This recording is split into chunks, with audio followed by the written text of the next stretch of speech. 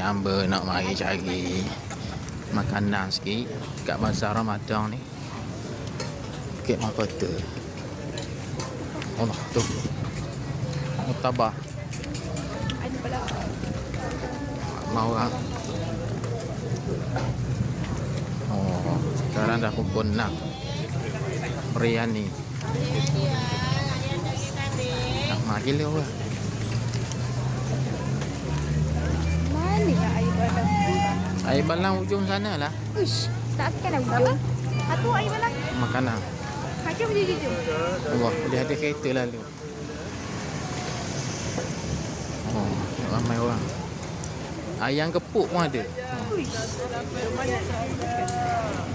Kalau nak cheese lele. Air. Lemi anak apa air balang?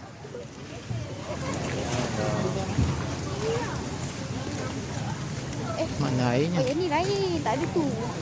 Oh, Ribena. Ribena tu. Tu, selesai. Mana? Lemonade. Apa nak cari roti john? Roti john. Tu apa? Oh, ni. Lemon soda. Ni, blue lemon soda.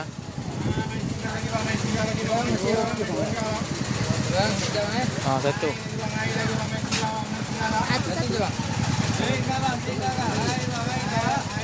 Satu berapa? RM4. Oh, air. Macam-macam jenis air ada. Air berwarna-warni. Apa nak roti jong? Mana roti jong? Takkanlah sebanyak-banyak seorang je buat roti jong.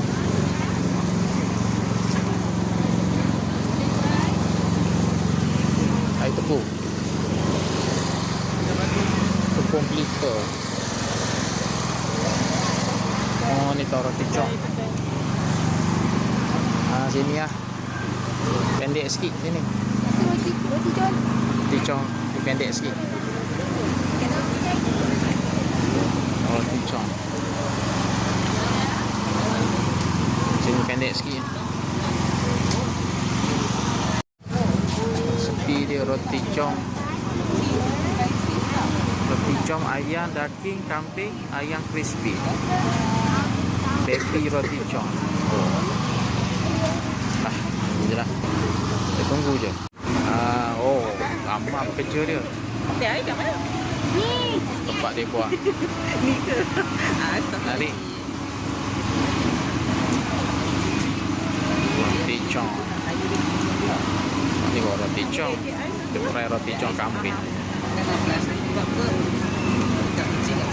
Nak plastik ke nak cup ke nak apa? Teh ais. Oh nak yang macam mana? Bekas tu ke nak plastik? Lemonade. Cup besar tu apa? Coco Crush. Tak lah.